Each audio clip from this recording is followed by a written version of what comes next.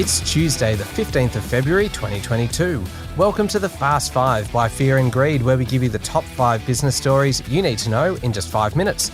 I'm Michael Thompson, and good morning, Sean Aylmer. Good morning, Michael. All right, we've got 5 big stories to get through in 5 minutes, so let's get into it. Story number 1, the board of Crown Resorts, Sean, has recommended the $10 billion bid from US private equity firm Blackstone be accepted. What happens now? Well, the focus is now very much on James Packer and whether he decides to vote his 37% stake for the bid. But, Michael, it's very hard to imagine the board of Crown coming out so supportive of the deal unless it had at least a nod of encouragement from Mr. Packer. The board of Crown, led by former Telstra chair Ziggy Sputowski, signed the deal yesterday morning. It came after weeks, in fact months of negotiations, and it's about 10% higher than what Blackstone's original bid was. Now, without the debt, it's worth $8.9 billion, and Mr. Packer's payout would be about $3.2 billion.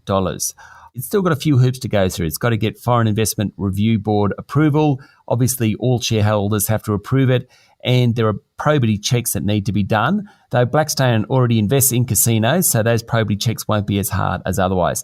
Michael, I reckon this deal will get done, or at least sets the bottom line for a deal that will eventually be done. Okay, it's a big deal. Story number 2 today, Sean, it is reporting season at the moment, so lots of companies are coming out with their profit results. One of the really interesting ones that was released yesterday was carsales.com. What happened there?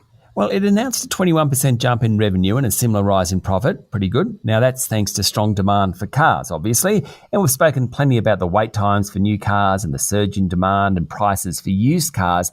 But there's just much more going on.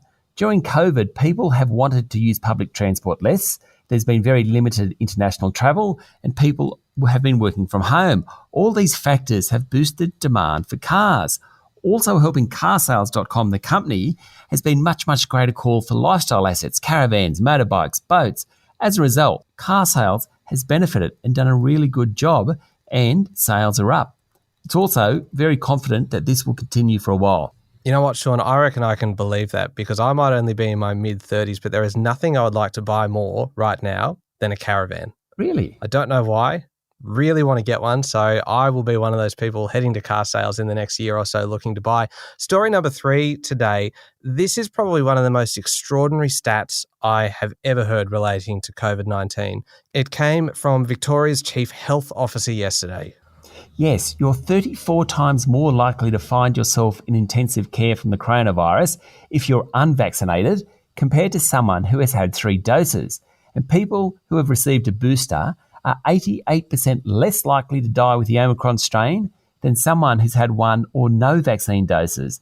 These figures came out yesterday as part of Victoria's push to encourage people to get boosters. There's just quickly another little story on COVID yesterday. A study in the journal Nature Medicine says a COVID-19 infection can trigger heart problems months and months after the disease has passed.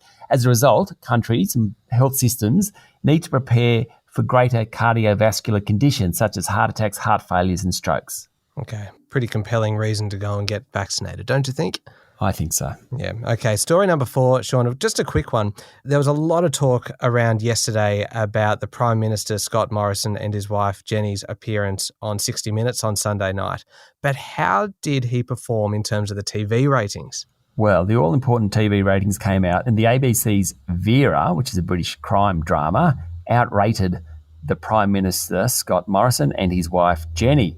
So, somewhat disappointing. There are 587,000 Metro viewers watching the ABC and about 574,000 watching 60 Minutes. Not such a good outcome. No, probably not hugely encouraging for the Prime Minister, that one. Finally, story number 5 today, Sean, and I don't know about you, but when I finished university, I did not have people beating down the door to give me a job, and I certainly wasn't getting a sign-on payment to join a big corporate in Australia, but that's what's happening now. Yes, it's really a skills shortage story. There's intense competition for recent university graduates, and demand for grads is outstripping supply. Now, according to a story in the Financial Review, graduates are getting what are being called Kickstarter payments, where demand's greatest.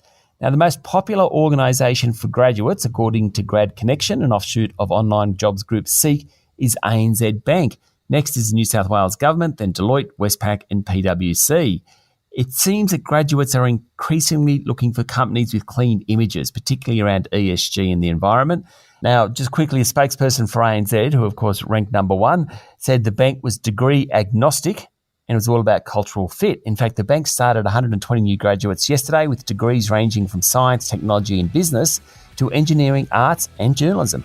Oh, there's hope for us yet then, Sean. We may get there. All right, that's it. The top 5 business stories in 5 minutes. Thank you very much, Sean. Thank you, Michael. It's Tuesday, the 15th of February, 2022. Remember to hit follow on the podcast. And if you'd like something a little bit longer, you can find our full Fear and Greed podcast on your platform.